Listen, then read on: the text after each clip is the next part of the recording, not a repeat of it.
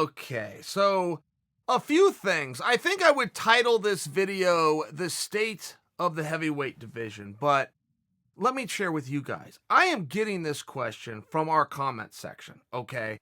Now, anybody that comes to this YouTube page and checks out the videos, great. That's wonderful.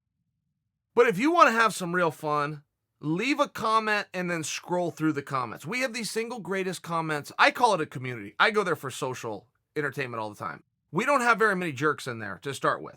This isn't one of those comments page where people come in and start making the other people feel bad, start being jerks to one another. People are just talking back and forth, and more importantly, they've got about 4 or 5 inside jokes going on that never go away. It's absolutely wonderful, but along that vein, okay, as much as maybe I'm calling this the UFC title picture, I'm really just responding to a couple of things that I saw you guys talking about and asked me to talk about. So, okay, let's start at the beginning. Where does Jon Jones fit into things?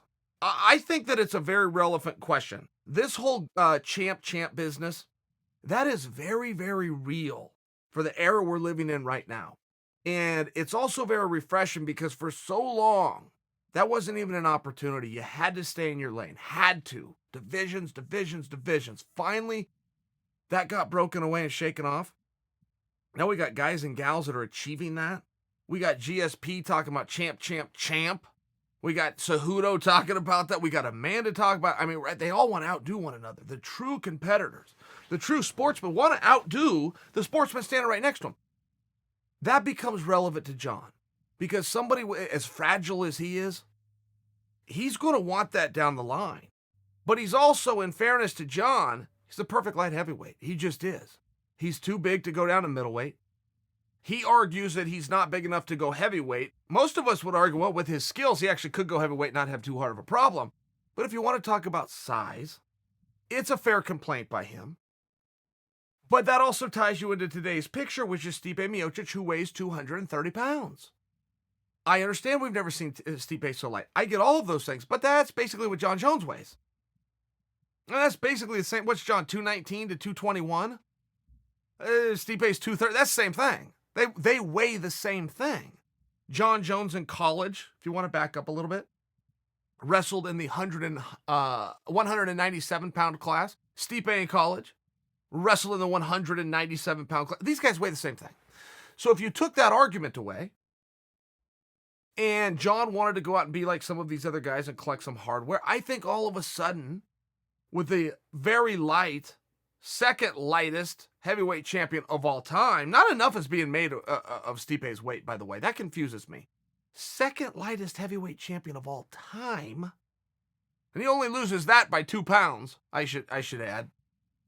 I think all of a sudden it becomes a little bit more relevant if that's the true reason. Size. I think now we're going to find out, is size the true reason? I don't know that Jon would even be offered that fight. Let's look somewhere else. Brock coming back. Look, there's no truth to that. Brock just signed a contract with a publicly traded company. It's not a secret what he will never be back. Ever. But that conversation keeps coming up and you guys keep asking about it, and I think that it's very fair. Right? If Brock was going to come out and Daniel was going to get that fun night, great night, it's very fair to say, well, why couldn't Stipe get it? Which is what you guys were asking. I'm just letting you know. Stop. It is fun.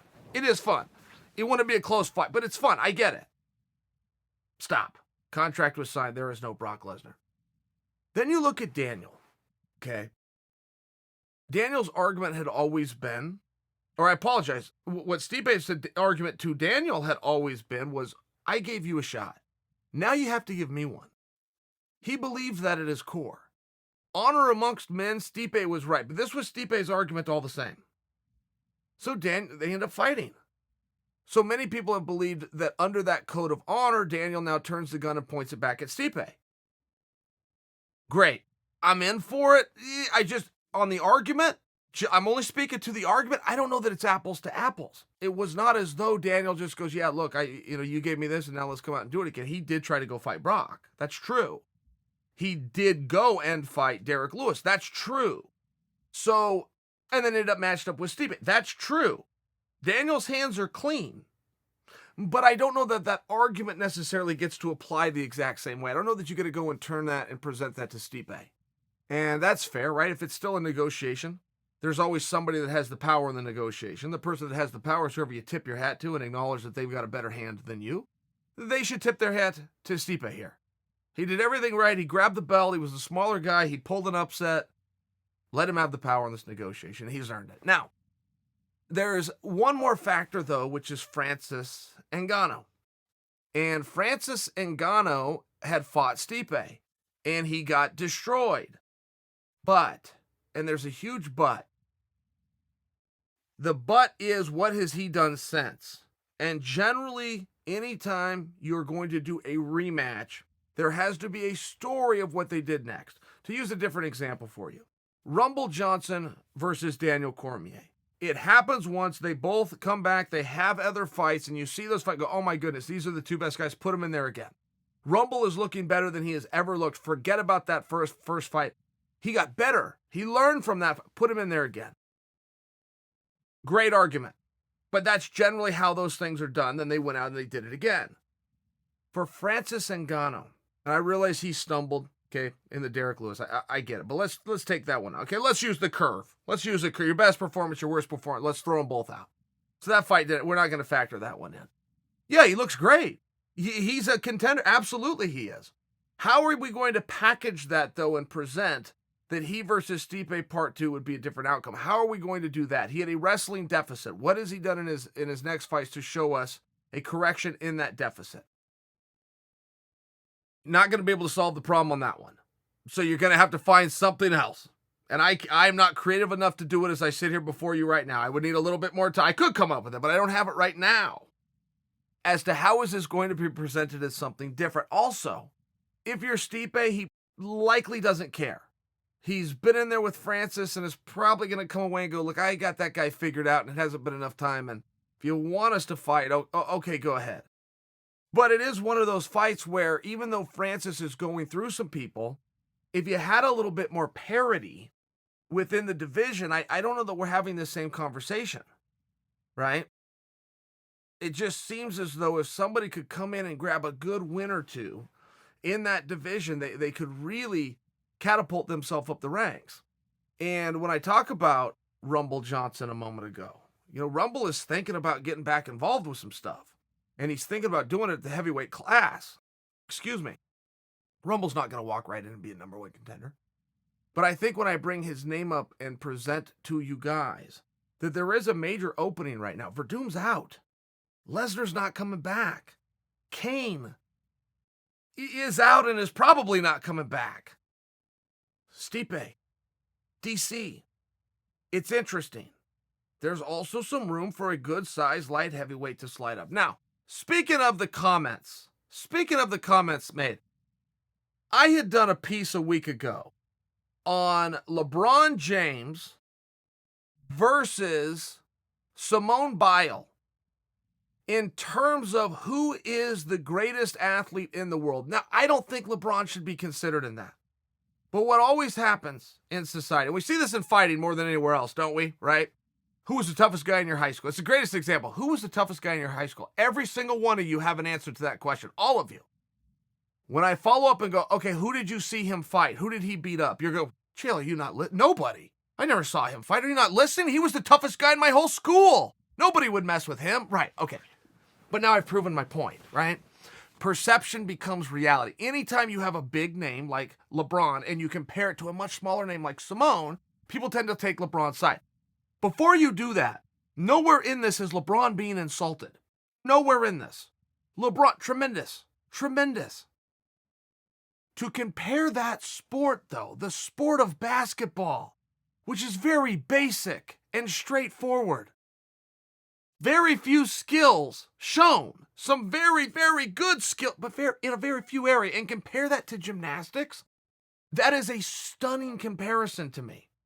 I thought when I made that video, it would be slam dunk, right? Simone Biles, whoever the all-around champion is. I got some pushback on that.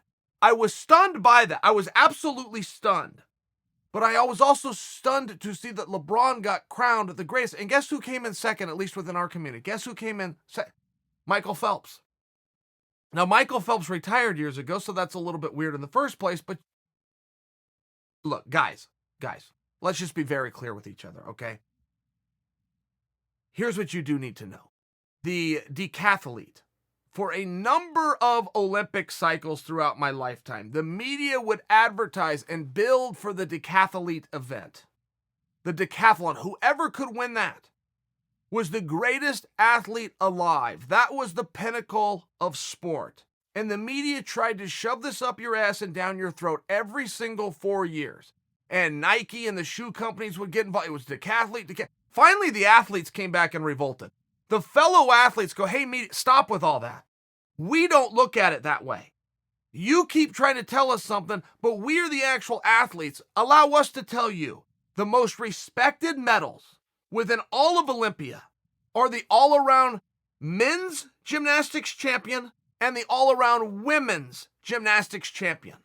Whoever those two athletes are, for their gender, are viewed by the rest of us as the greatest athletes amongst us, period.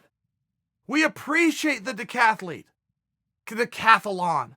We appreciate all the track and field and all of the athletes. Stop telling everybody that's the greatest athlete alive. We as fellow athletes, from the basketball player, every athlete came out and said, no, whoever wins the all-around gymnastics title in the men's division and the women's division, those are the greatest athletes here, period.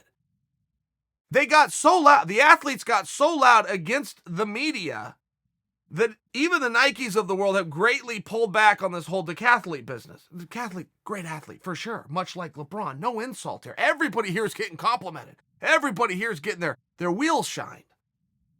But do not make any mistake on the distinction. Do not make any distinction on the mistake of what goes into being a great gymnast, of the speed and flexibility and timing, the dedication. There is a reason that the basketball players practice for 2 hours a day and the gymnasts practice for 6. It is significantly different. Significantly. I cannot believe that concept was pushed back on. Well, let's just say it is. Let's just say you can't help get over, I see LeBron on TV every day, and I see Simone once a year. LeBron must be the better. Let's just say you just can't do that. I would certainly think that you would listen to the fellow athletes. I would think that would be the hammer and the nail. And now that I have shared the story and reminded you guys that even the media themselves has had to stop on this whole decathlete being the greatest, they've stopped. We stopped it because the athletes revolted. You always listen to the boys in the back. You always listen to the locker room. From the Emmys to the Grammys to the Oscar, there is a reason when the Academy itself gets together and votes and raises one of them up, that it's relevant. We all like TV and picture and film, but we don't necessarily know what we're looking at. When you get people that make TV and film together, and they're able to point to one person and say, that's the best. We have to listen.